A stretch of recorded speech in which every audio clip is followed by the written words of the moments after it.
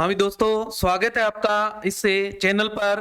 तो आज अपने आपको बताया था मैंने पहले कि ध्वनि जो टॉपिक किया था अपने, तो इसके जो प्रश्न बनते हैं महत्वपूर्ण, उन प्रश्नों के ऊपर एक क्लास लेके आएंगे आपके लिए। तो आज वो क्लास आज अपने बात करेंगे। पहले तो जो ध्वनि टॉपिक से जो पीछे एग्जाम के अंदर पूछे हुए प्रश्न हैं उनके ऊपर, और फिर उससे जुड़े हुए जो महत्वपूर्ण प्रश्न बनते हैं उन प्रश्नों के ऊपर भी चर्चा करने वाले हैं। तो आज का ये टॉपिक अति महत्वपूर्ण टॉपिक है, तो इस क्लास को अपने साथियों तक के जरूर शेयर करें ताकि वो भी इस क्लास का हिस्सा जो है बन सके, और उनका भी जो इस टॉपिक से रिलेटेड जो क्वेश्चन आता है वो क्वेश्चन गलत ना हो, वो भी उस क्वेश्चन को अच्छे से जो है वो क्लियर कर पाए। तो चलते हैं पहले क्वेश्चन की तरफ। पहला क्वेश्चन है, ध्वनि का संचरण होता है।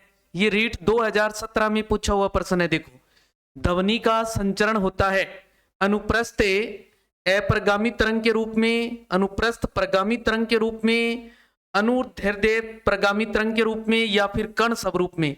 मैंने आपको बताया था जो ध्वनि तरंग होती है ये किस प्रकार की तरंग है, ये अनुदैर्ध्य तरंग होती है। कौन सी? अनुदैर्ध्य तरंग होती है। तो इसका संचरण जो होता है वो किस रूप में होता है? अनुदैर्ध्य तरंग के रूप में होता है, ध्यान रखना है। ओके, हाँ जी। नेक्स्ट था, निमन के लिए सोनार तकनीक काम में ली जाती है। निमन के लिए यानी सोनार तकनीक जो है वो किसके लिए काम में लेते हैं? पर्सन ये रीट आरटेट 2015 के अंदर है। जो रीट से पहले आरटेट हुआ करता था, उस आरटेट में ये प्रश्न पूछा हुआ है। तो क्या है ऑप्शन? देखो, जल में स्थित पिंडों की दूरी की दिशा और चाल नापने के लिए, वायु में स्थित पिंडों की दूरी, दिशा और चाल नापने के लिए, जल में स्थित पिंडों की दूरी और दिशा नापने के लिए, या फिर वायु में स्थित पिंडों की दिशा और चाल नापने के लिए। यानी कि इनमें से आपको बताना है कि कौन सा ठीक ऑप्शन है। तो ध्यान दें, क्या होता है? वायु में स्थित पिंडों की दूरी और दिशा, दूरी दिशा जो होती है, और उसके साथ साथ में चाल जो है वो नापी जाती है। किससे? सोनार तकनीक से। किससे? सोनार तकनीक से क्या नापा जाता है? वायु में स्थित पिंडों की दूरी, दिशा, चाल नापने के लिए काम में लिया जाता है। हाँ जी। नेक्स्ट है, अल्ट्रासाउंड की आवृत्ति होती है। ये भी आरटेट 2011 के अंदर पूछा हुआ प्रश्न है। आरटेट 2011 में 20 हर्ट्ज से कम या फिर 20 हर्ट्ज से अधिक, तथा 20,000 हर्ट्ज से भी अधिक, या 20 हर्ट्ज से अधिक और 20,000 हर्ट्ज से जो है वो 20,000 हर्ट्ज से अधिक, और या फिर 20,000 हर्ट्ज से अधिक होती है, ये बताना है। तो कौन सा होता है? 20,000 हर्ट्ज से अधिक होती है अल्ट्रासाउंड वाली। अल्ट्रासाउंड वाली जो है इसकी आवृत्ति जो होती है वो कितनी होती है? 20,000 हर्ट्ज से अधिक होती है। नेक्स्ट है, ध्वनि का तारतव किसके ऊपर निर्भर करता है? देखो, ये भी आरटेट 2011 में पूछा हुआ प्रश्न है। देखो, ध्वनि का तारतव बताना है। आवर्ती पर निर्भर करता है, या तरंग दैर्ध्य पर, या चुंबकीय फ्लक्स पर, या फिर तीव्रता पर? किस पर निर्भर करता है ये बताना है आपको। ध्वनि का तारतव, ध्वनि का तारतव तो अपने अच्छे से जानते हैं, ध्वनि का तारतव किस पर निर्भर करता है? आवर्ती के ऊपर निर्भर करता है। किस पर निर्भर करता है? आवर्ती के ऊपर निर्भर करता है। अगर आपको ये क्वेश्चन है जो इस क्लास को देख रहा है और जिसने थ्योरी की क्लास नहीं लगाई है, तो पहले वो प्ले लिस्ट में जाके थ्योरी वाली क्लास लगा ले। आपको ये क्वेश्चन है बिल्कुल इजी लगेंगे अगर वो क्लास आपने लगा ली तो। हाँ जी। नेक्स्ट देखो, 5 नंबर, ध्वनि या फिर ध्वनि प्रदूषण मापा जाता है। ये यूपी टेट 2011 में पूछा हुआ प्रश्न है। देखो कि फोन में, या फिर डेसी में, डेसिबल में, डेसिमल में। तो अपने से अच्छे से जानते हैं ध्वनि या ध्वनि प्रदूषण जो होता है वो किसमें मापा जाता है? डेसिबल में मापा जाता है। किसमें? डेसिबल में मापा जाता है। किसी ध्वनि स्रोत की आवृत्ति 50 हर्ट्ज है। कितनी है? 50 हर्ट्ज है। इसके 2 सेकंड में कंपनों की संख्या बताओ। रीट L2 2022 में पूछा हुआ प्रश्न है। देखो भी 1 सेकंड में, 1 सेकंड के अंदर 1 सेकंड में कितनी आवृत्ति है, यानी कि आवृत्ति जो है वो कितनी दे रखी है? 1 सेकंड में 50 हर्ट्ज दे रखी है। देखो ध्यान दें, ठीक है ना। या आप यूं याद कर लें। देखो इसमें आप ऐसे भी याद रख सकते हैं। देखो आप इसको इस तरीके से भी कर सकते हैं। आवृत्ति जो है आवर्ती जो है वो दे रखी है, कितनी आवर्ती है अपने पास 50 कितनी है 50 से 50 है। और समय जो है, समय कितना है अपने पास 2 सेकंड है। क्या है 2 सेकंड है। कंपनों की संख्या बतानी है, कंपनों की संख्या जो है वो बतानी है। तो कंपनों की संख्या मैंने आपको बताया था आवर्ती इंटू समय करते हैं अपनी, आवर्ती इंटू में क्या करते हैं समय। तो आवर्ती कितनी है देखो 50 और समय कितना है 2, कितना आ जाएगा 100। कंपन कितने हो जाएंगे 100 कंपन होंगे। कितने कंपन हो जाएंगे 100 कंपने हो जाएंगे। ओके हाँ जी। फिर स्वस्थ मनुष्य के लिए सर्वोत्ता जो प्रेशर होता है, जो सर्वोत्ता सीमा होती है वो कितनी होती है। ये भी रीट L2 2022 में पूछा हुआ प्रश्न है। तो 10 हर्ट्ज से 20,000 हर्ट्ज के मध्य, या फिर 10 हर्ट्ज से 2,000 हर्ट्ज के मध्य, या फिर 20 हर्ट्ज से 20,000 हर्ट्ज के मध्य, या फिर 20 हर्ट्ज से 2 लाख हर्ट्ज के मध्य। तो कौन सी होती है अपने अच्छे से जानते हैं। 20 हर्ट्ज से 20,000 हर्ट्ज के मध्य जो आवर्ती होती है वो कौन सा होता है, सर्वे प्रेशर होता है। कौन सा होता है, सर्वे प्रेशर होता है। यदि एक सरलोलक 20 दोलन पूरा करने में 40 सेकंड लेता है तो सरलोलक का आवर्त काल ज्ञात करना है। यह भी रीट 2022 में पूछा हुआ प्रश्न है। देखो रीट 2022 में पूछा हुआ प्रश्न है। आपको क्या दे रखा है, समय दे रखा है। क्या दिया हुआ है, समय जो है वो दे रखा है, और आपको दोलन है वो भी दे रखे हैं, दोलन है वो भी दे रखे हैं, है ना। तो अपने को क्या करना है, अपने को ज्ञात करना है कि आवर्त काल कितना है। तो आवर्त काल के लिए आपको मैंने बताया था, आवर्त काल के लिए, आवर्त काल के लिए क्या करना है। देखो आवर्त काल के लिए आपको बताया था दोलनों में लगा समय, दोलनों में लगा समय, लगा समय और इसके बटा में दोलनों की संख्या, दोलनों की संख्या लिखते हैं। दोलनों की संख्या समझ गए, दोलनों की क्या लिख देंगे, संख्या लिख देंगे अपने। दोलनों की क्या लिख देंगे, संख्या। दोलनों की क्या लिख देंगे, संख्या लिख देंगे। देखो दोलनों की क्या लिख देंगे, संख्या, है ना। दोलनों की क्या लिख देंगे, संख्या लिख देंगे अपने, है ना। तो क्या आ जाएगी अपने पास ये, जो दोलनों में लगा समय जो है वो कितना है, देखो 40 सेकंड, और जो दोलनों की संख्या है वो कितनी है 20। 0 से 0 तो कितना आ जाएगा 2 सेकंड। कितना आ जाएगा 2 सेकंड समय आ जाएगा। देखो कितना आ जाएगा समय 2 सेकंड। ओके याद रखना है, आवर्त काल ज्ञात करना है, दोलनों में लगा समय बटा में दोलनों की संख्या, बटा में दोलनों की संख्या। ओके हाँ जी। नेक्स्ट देख लो 9 नंबर है प्रकाश तरंग है, प्रकाश तरंग है। अब तक हमने देखे जो पीछे के पेपर में पूछे हुए प्रश्न थे उनके ऊपर चर्चा की। अब अपने उनसे जुड़े हुए जो महत्वपूर्ण प्रश्न और बनते हैं, इस बार जो परीक्षा होनी है इस परीक्षा के अकॉर्डिंग जो महत्वपूर्ण प्रश्न बनते हैं उनके ऊपर चर्चा करने वाले हैं। तो पहला प्रश्न है इसके आगे, जो प्रकाश तरंग होती है वो किस प्रकार के, वैद्युत तरंग है, चुंबकीय तरंगे हैं, या विद्युत चुंबकीय तरंगे हैं, या फिर स्थिर वैद्युत तरंगे हैं। किस प्रकार की तरंग है प्रकाश तरंग जो होती है, प्रकाश तरंग जो होती है वो किस प्रकार की तरंग है। तो अपने अच्छे से जानते हैं प्रकाश जो तरंग होती है वो कौन सी होती है, विद्युत चुंबकीय तरंगे होती है। कौन सी, विद्युत चुंबकीय तरंगे होती है। ओके हाँ जी। नेक्स्ट देखिए, वह उपकरण कौन सा है जिससे समुद्रों की गहराई को मापने के लिए ध्वनि तरंगों का प्रयोग किया जाता है। ध्वनि तरंगों का प्रयोग किया जाता है वो कौन सा उपकरण है, जैसे रडार, सोनार, ऑल्टीमीटर या फिर वेंटोमीटर, इनमें से कौन सा है ये बताना है। ये वेंटोमीटर है, यहाँ वेंटोमीटर क्या होता है, वेंटोमीटर, ठीक है ना, वेंटो है वेंटोमीटर। इनमें से कौन सा है ये बताना है, इनमें से कौन सा है। तो अपने अच्छे से जानते हैं जो समुद्रों के अंदर जो गहराई मापते हैं वो अपने किस उपकरण से मापते हैं, सोनार उपकरण के द्वारा मापी जाती है। किस उपकरण द्वारा, सोनार उपकरण द्वारा मापी जाती है। किस माध्यम में ध्वनि का वेग सर्वाधिक होता है, किस माध्यम में ध्वनि का जो वेग है वो सर्वाधिक होता है। मैंने आपको कल बताया था ध्वनि जो होती है वो सबसे ज्यादा किसमें, ठोस में, उससे कम द्रव में, फिर कम गैस में, और जो निर्वात होता है, जो निर्वात होता है, और निर्वात के अंदर क्या होती है, बिल्कुल जीरो होती है, शून्य होती है। निर्वात में क्या होती है, शून्य होती है, याद रखना है। तो अपने से पूछा है सर्वाधिक, तो सर्वाधिक किस में होती है, ठोस धातु के अंदर होती है। किस में होती है, ठोस धातु में। फिर है डेसिबल इकाई का प्रयोग किया जाता है। डेसिबल, डेसिबल जो यूनिट है ये किसके लिए लगाते हैं अपने, ये बताना है। प्रकाश की गति के लिए, ऊष्मा की तीव्रता के लिए, ध्वनि की तीव्रता के लिए, या फिर रेडियो तरंग की आवृत्ति के लिए।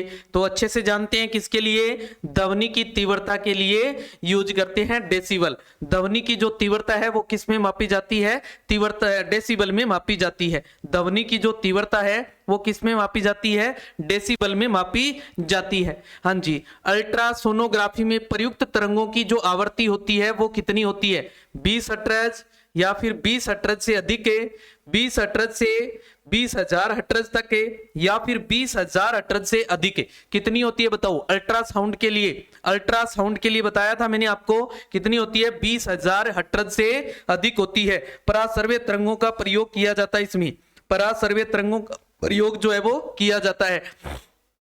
ध्वनि की निर्वात में चाल, ध्वनि की निर्वात में चाल, अभी बताया मैंने ध्वनि के जो निर्वात होता है, निर्वात में ध्वनि की चाल क्या होती है, 0 होती है। क्या होती है, 0 होती है, शून्य होती है। हाँ जी, 3 × 10⁻0 मीटर पर सेकेंड या फिर 330 मीटर पर सेकेंड ध्वनि निर्वात में नहीं चल सकती है। यानी कि इसकी ध्वनि की जो निर्वात में चाल होती है वो क्या होती है, 0 होती है। क्या होती है, 0 होती है। हाँ जी, चमगादड़ की ध्वनि कैसी होती है, सर्व्य, अपसर्व्य, अवसर्व्य या फिर परासर्व्य।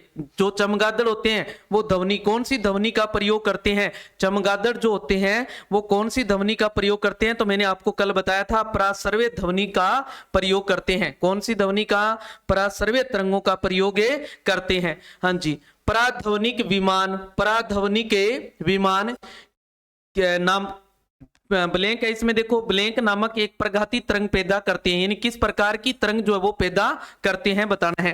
संक्रमण तरंग पैदा करते हैं, परासर्व्य तरंग या अनुप्रस्थ तरंग है, या फिर ध्वनि बूम है।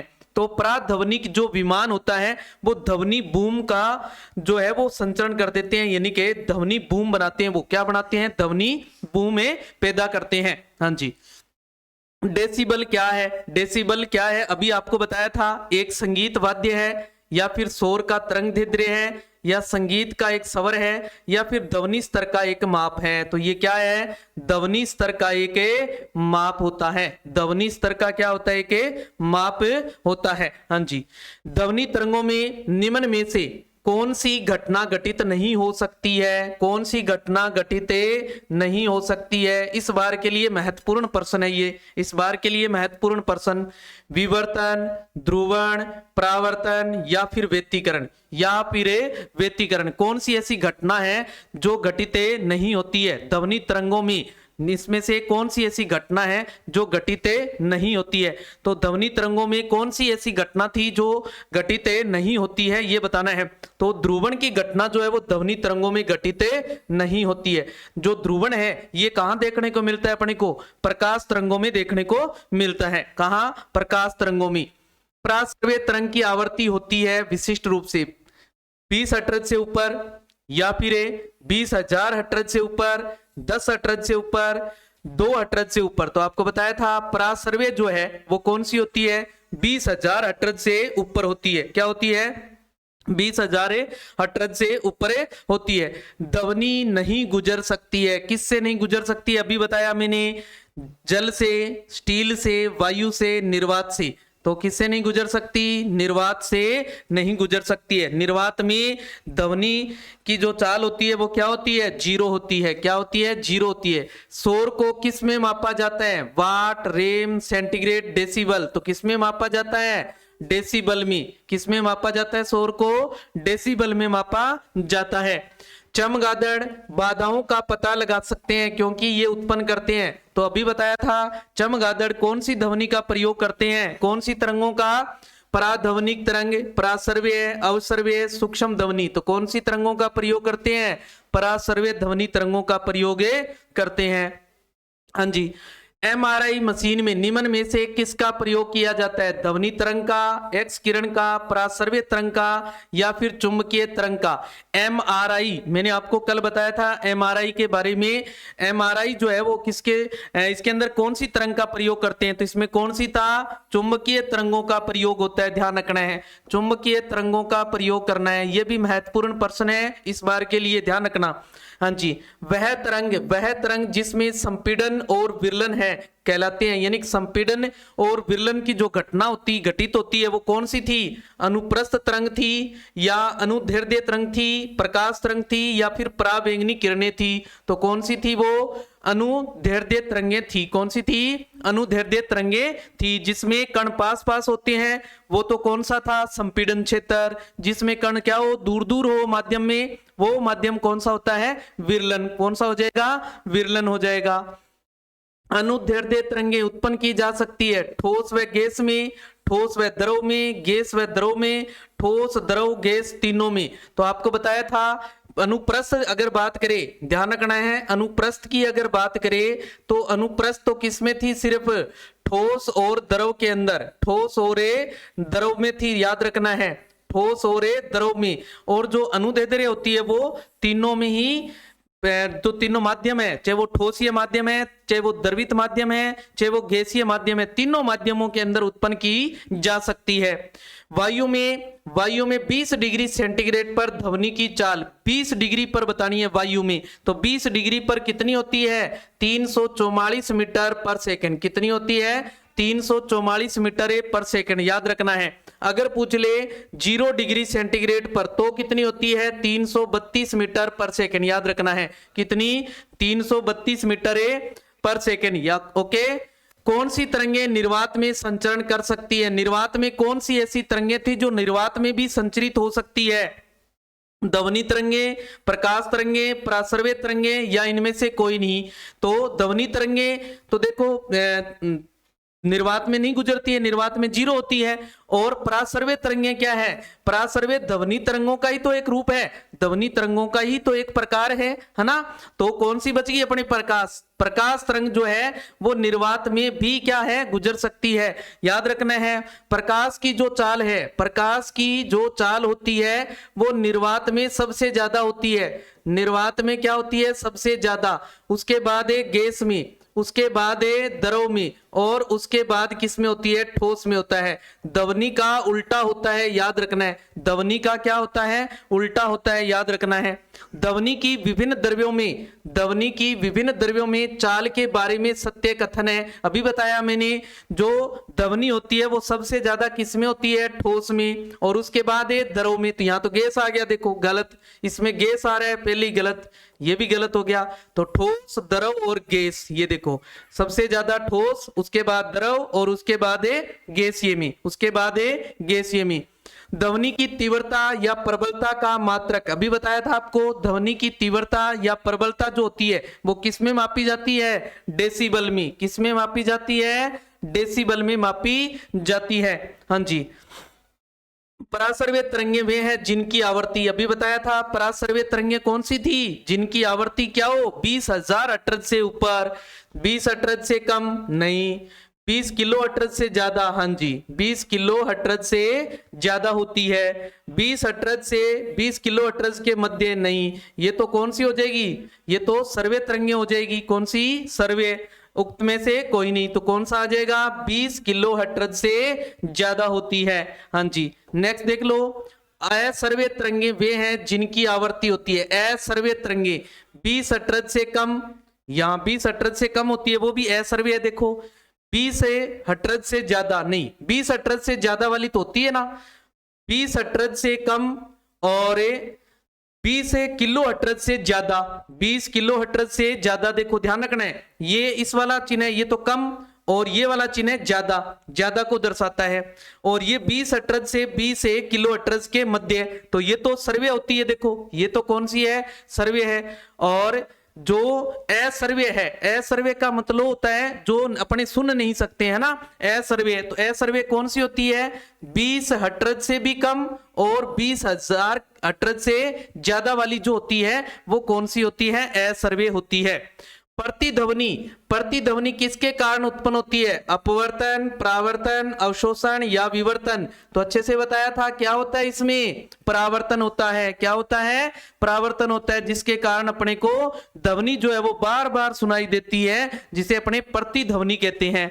ध्वनि की गति, ध्वनि की गति नियत ताप पर निर्भर करती है। गैस के दाब पर, गैस के घनत्व पर, गैस के अणुभार पर, गैस के आयतन पर। तो किस पर निर्भर करती है?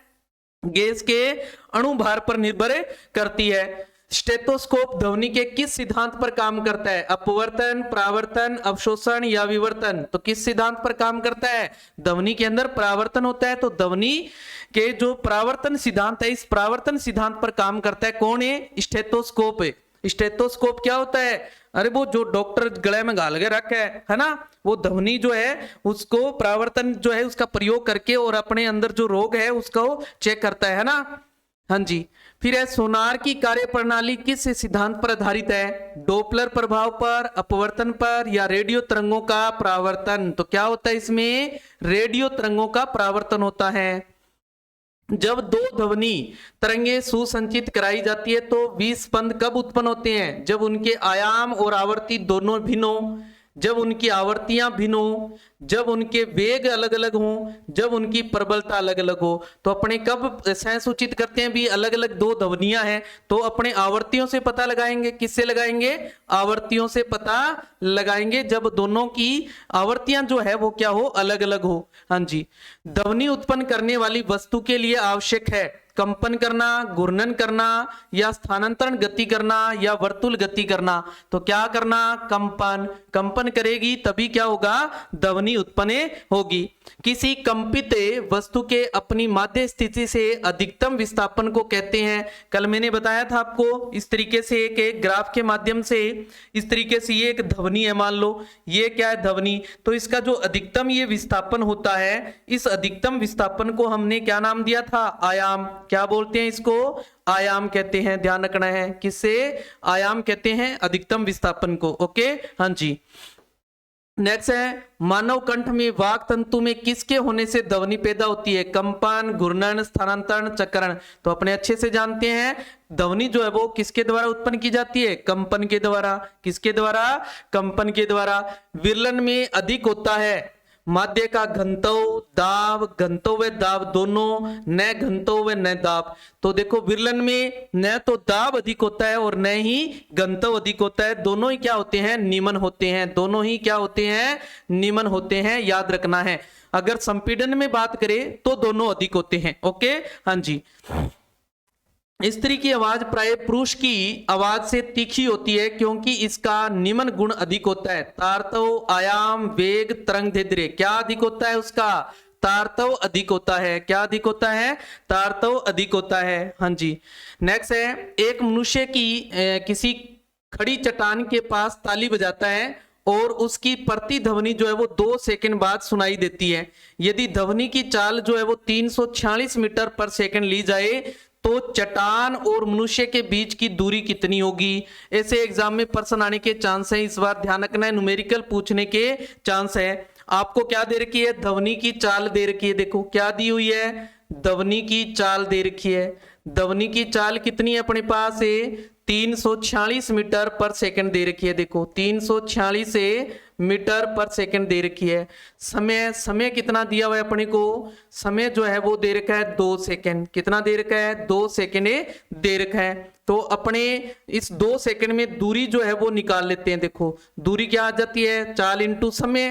क्या करते हैं? चाल इंटू समय करते हैं। देखो तो चाल कितनी है? चाल है अपने पास 346 मीटर पर सेकंड और जो समय है वो कितना है? 2 सेकंड। गुणा कर दो, देखो कितना आ जाएगा? सेकंड से सेकंड कट जाएगा। देखो तो 6 दूए 12 और 4 दूए 8 और 1 9 और 2 तीय 6, 692 मीटर। कितनी आ गई? 692 मीटर।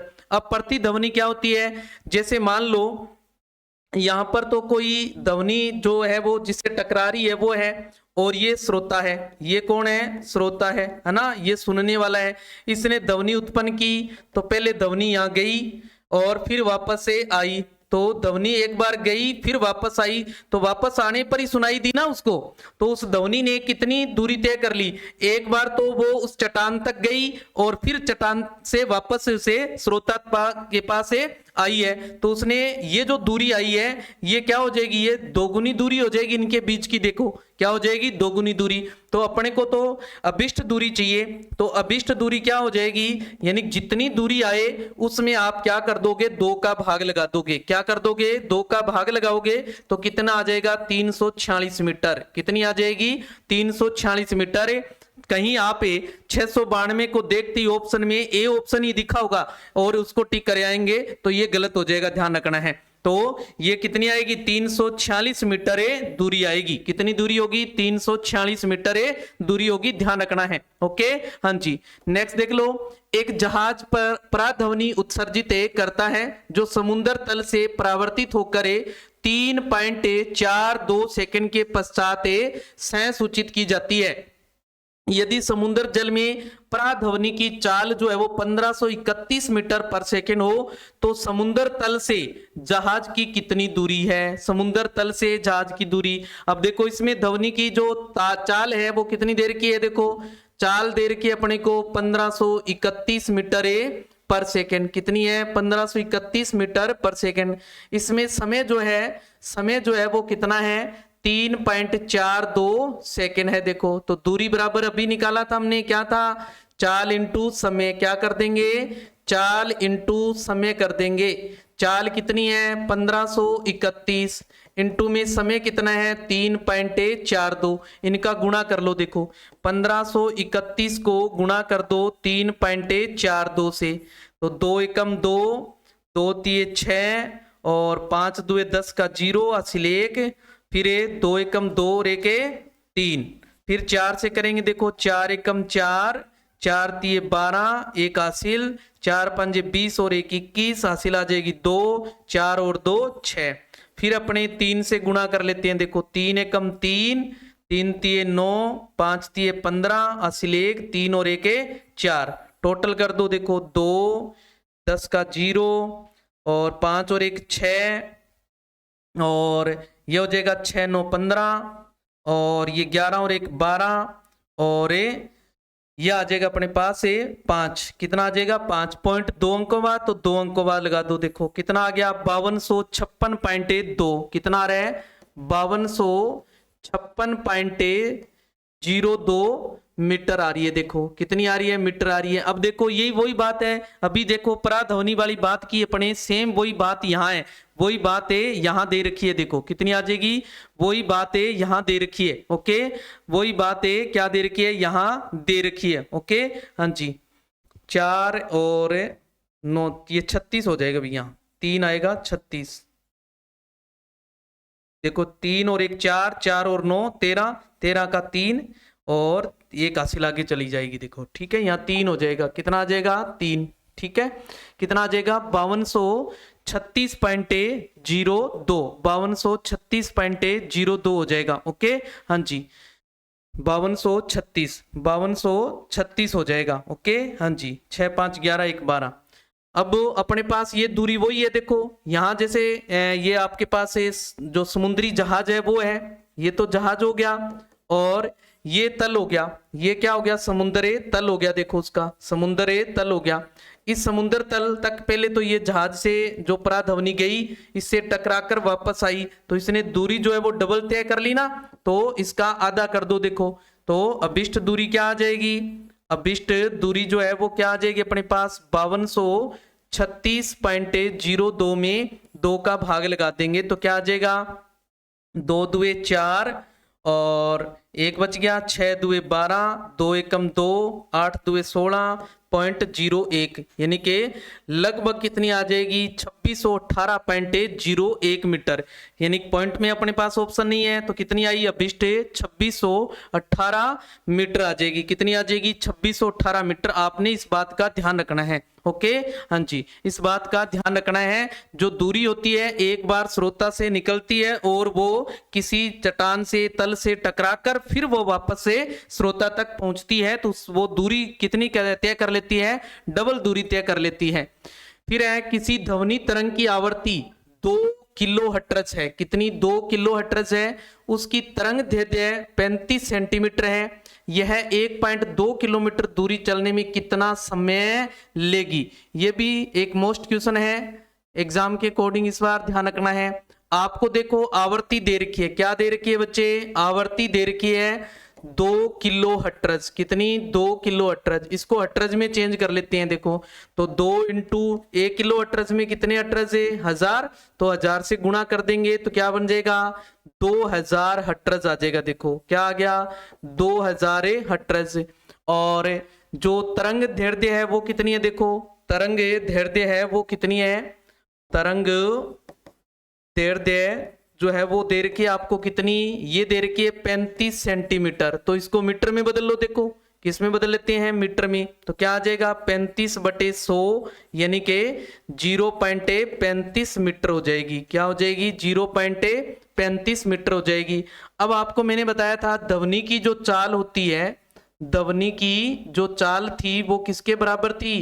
चाल बराबर था आवर्ती इंटू में, आवर्ती इंटू में तरंगो दैर्ध्य। तरंगो दैर्ध्य याद रखना है। ओके हाँ जी। आवर्ती कितनी है? आवर्ती है अपने पास 2000 और तरंग दैर्ध्य कितनी है? 0.35। पॉइंट उड़ा दो, बटे में 2 जीरो लगा दो। इस 2 जीरो से ये 2 जीरो कैंसिल। क्या बच गया?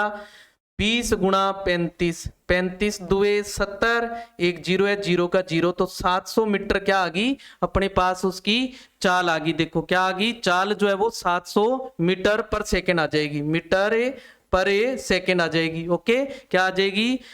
700 मीटर पर सेकेंड। अब आपको दूरी दे रखी है उसने। देखो दूरी कितनी दी हुई है? दूरी दे रखी है, देखो दूरी अपने को दे रखी है 1.5 किलोमीटर। तो इसको भी मीटर बना लो। देखो क्योंकि इसको मीटर में लाए ना अपनी दूरी चाल को, तो 1.5 इंटू 1000 से गुणा कर दो। देखो क्यों? 1 किलोमीटर में कितने मीटर होते हैं? 1 किलोमीटर में 1000 मीटर होते हैं। क्या होते हैं? 1000 मीटर, इसलिए 1000 से गुणा कर देंगे तो क्या बन जाएगा? 1500 मीटर। क्या आ जाएगा?